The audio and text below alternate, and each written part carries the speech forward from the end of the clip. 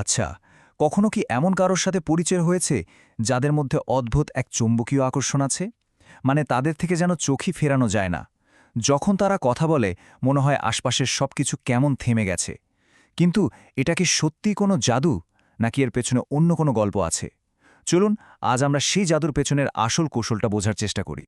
তো প্রশ্নটা হলো, কি সেই জিনিস যা কাউকে এতটা আকর্ষণীয় বা চার্মিং করে তোলে?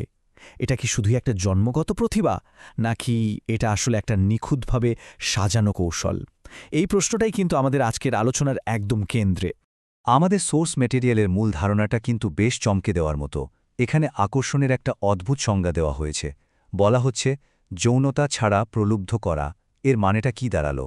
মানে হলো, এটা মোটেও কোনো রোমান্টিক বা শারীরিক ব্যাপার নয়, বরং এটা অন্যের ওপর প্রভাব খাটানোর একটা খুব সূক্ষ্ম, পরিকল্পিত মনস্তাত্ত্বিক খেলা, যার আসল উদ্দেশ্য হল বিশ্বাস অর্জন করা আর পরিস্থিতিকে নিজের পক্ষে নিয়ে আসা। আচ্ছা, তাহলে চলুন এইবার একটু গভীরে যাওয়া যাক। দেখি এই আকর্ষণ তৈরির পেছনের আসল কৌশলগুলো কি কি। মানে কিভাবে একজন চার্মার এই শিল্পটাকে এতটা নিখুঁতভাবে ব্যবহার করেন। চার্মারদের প্লেবুকে মূলত 4টা প্রধান কৌশল বা চাল থাকে। 1 নম্বর, তারা তাদের টার্গেটকে মনোযোগের একেবারে কেন্দ্রবিন্দুতে নিয়ে আসে, এমন একটা অনুভূতি তৈরি করে যেন সেই মুহূর্তে তার চেয়ে গুরুত্বপূর্ণ আর কেউ নেই। 2, তারা হয়ে ওঠে আনন্দের একটা উৎস। 3 নম্বর ধাপে, তারা টার্গেটকে স্বস্তি আর আরামে এমনভাবে ভুলিয়ে রাখে যে সে একদম রিল্যাক্সড হয়ে যায়। আর সবশেষে 4 নম্বর, যে কোনো ধরনের বিরোধিতা বা মতের অমিলকে তারা খুব সহজে একটা মিলমিশের জায়গায় নিয়ে আসে। এই পুরো প্রক্রিয়ার কিন্তু একটাই লক্ষ্য, টার্গেটের মানসিক যে প্রতিরোধ সেটাকে পুরোপুরি ভেঙে ফেলা। এখন এই 4টা কৌশলের মধ্যে সবচেয়ে শক্তিশালী, বলতে পারেন সবচেয়ে গুরুত্বপূর্ণ হল 3 নম্বরটা, কাউকে স্বস্তি আর আরামে ভুলিয়ে রাখা। এটাই এই শিল্পের একেবারে মূল ভিত্তি। কিভাবে করে তারা এটা? চার্মাররা তাদের টার্গেটের মেজাজকে অনুকরণ করে, তাদের কথা বলার ভঙ্গির সাথে নিজের ভঙ্গি মেলায়, এমনকি তাদের বিশ্বাস বা মূল্যবোধগুলোকেও নিজের বলে জাহির করতে শুরু করে। সাইকোলজির ভাষায় একেই বলে মিররিং বা আয়নার মতো প্রতিবিম্ব তৈরি করা। এর ফলে কি হয়? অবচেতন মনেই এমন একটা শক্তিশালী বন্ধন তৈরি হয়ে যায় যা ভেদ করা কিন্তু খুব কঠিন। বেঞ্জামিন ডিসরেলি, যিনি এই শিল্পের একজন মাস্টার ছিলেন, তার একটা বিখ্যাত উক্তি আছে, কখনোই অভিযোগ করো না, কখনোই ব্যাখ্যা দিও না। চলুন তার জীবন থেকেই একটা অসাধারণ বাস্তব উদাহরণ দেখে নেওয়া যাক। তো আমাদের আজকের কেস স্টাডি হল ডিসরেলি আর রানী ভিক্টোরিয়ার গল্প। এটা বলতে পারেন চার্মিং প্লেবুকের একটা নিখুঁত বাস্তব প্রয়োগ। শুধু একবার পরিস্থিতিটা ভাবুন তো। একদিকে রানী ভিক্টোরিয়া, স্বামীর মৃত্যুতে শোকাহত, একদম একা, আর জনপ্রিয়তাও তখন প্রায় তলানিতে। আর অন্যদিকে বেঞ্জামিন ডিসরেলি, একজন ঔপন্যাসিক, রাজনীতির জগতে যাকে কেউ পাত্তা দেয় না, একজন আউটসাইডার।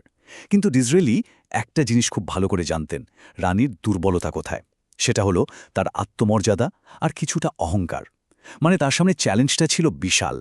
ডিসরেলির কৌশলটা ছিল, শুনলে মনে হবে খুব সহজ, কিন্তু এটা ছিল অবিশ্বাস্য রকম কার্যকর। তিনি রানী ভিক্টোরিয়াকে একজন রানী হিসেবে নয়, বরং প্রথমে একজন নারী হিসেবে দেখতে শুরু করলেন।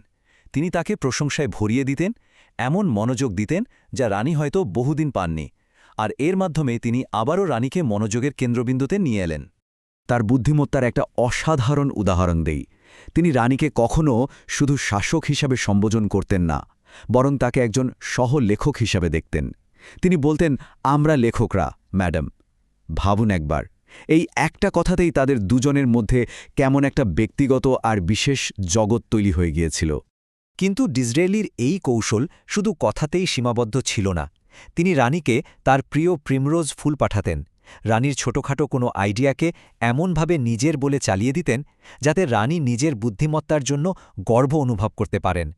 আসলে ডিসরেলি রানীর ওই শোকাহত চেহারার আড়ালে লুকিয়ে থাকা রোম্যান্টিক সত্তাটাকে দেখতে পেয়েছিলেন, আর ঠিক সেইভাবেই তার সাথে ব্যবহার করতেন। কিন্তু এই আকর্ষণের ক্ষমতার একটা অন্ধকার দিকও কিন্তু আছে। চলুন এবার এই কৌশলের সম্ভাব্য বিপদ আর নেতিবাচক দিকগুলো একটা খতিয়ে দেখি। তাহলে মূল ব্যাপারটা কি দাঁড়ালো? চার্মাররা বাইরে যা দেখায় আর ভেতরে যা লুকিয়ে রাখে তার মধ্যে একটা বিশাল ফারাক থাকে। বাইরে থেকে দেখলে মনে হবে তারা খুব উষ্ণ, সহানুভূতিশীল, নিঃস্বার্থ, কিন্তু প্রায়ই এর আড়ালে লুকিয়ে থাকে একটা শীতল নিরাসক্তি, গভীর আত্মকেন্দ্রিকতা আর একটা খুব সুনির্দিষ্ট লক্ষ্য হাসিলের পরিকল্পনা। তবে এই খেলাটা কিন্তু বেশ ঝুঁকিপূর্ণ। যেমন ধরুন, 1, চার্মারদের প্রায়ই একটু পিচ্ছিল বা অবিশ্বস্ত বলে মনে হতে পারে। 2, তাদের এই আকর্ষণের জাদু কিন্তু সবার ওপর কাজ করে না। 3. যখন এটা কাজ করে তখন টার্গেটরা অনেক সময় এই আকর্ষণের প্রতি আসক্ত আর নির্ভরশীল হয়ে পড়ে, যেটা খুবই বিপজ্জনক হতে পারে। আর সবশেষে সবচেয়ে বড় কথা হলো, এই কৌশল যদি সঠিক সময়ে আর সঠিক মানুষের ওপর প্রয়োগ করা না যায়, তাহলে কিন্তু পুরো পরিকল্পনাটাই ভেস্তে যেতে পারে। তো এখন আমরা এই আকর্ষণের পুরো ধারণাটাকে একটা মাত্র প্রতীকের মাধ্যমে বোঝার চেষ্টা করব, এমন একটা প্রতীক যা পুরো বিষয়টাকে এক সুতোয় গেঁথে দেবে। চামারের প্রতীক হল আয়না। তারা আসলে কি করে? তারা অন্যের সামনে একটা আয়না তুলে ধরে, আর সেই আয়নায় অন্য মানুষটা নিজের একটা নিখুঁত আদর্শ প্রতিচ্ছবি দেখতে পায়। সত্যি বলতে, মানুষ কিন্তু চারমারের প্রেমে পড়ে না, তারা নিজেদেরই ওই সুন্দর প্রতিচ্ছবির প্রেমে পড়ে যায়। সোর্সের একটা লাইন বিষয়টাকে একদম পরিষ্কার করে দেয়। যখন তারা আপনাকে দেখে, তারা আসলে নিজেদেরকেই দেখে। আয়নার পেছনে কি আছে তা কেউ কখনো দেখতে পায় না। এই ক্ষমতাটা একই সাথে যেমন শক্তিশালী, তেমনি প্রতারণামূলকও বটে। শেষ করার আগে শুধু একটা প্রশ্ন রেখে যাই। জীবনে চলার পথে কখনো কি এমন কোনো আয়নার মুখোমুখি হতে হয়েছে? অথবা কখনো কি এমন হয়েছে যে নিজের অজান্তেই অন্যের জন্য আয়না তুলে ধরা হয়েছে? এই উত্তরটা না হয় নিজের কাছেই থাক।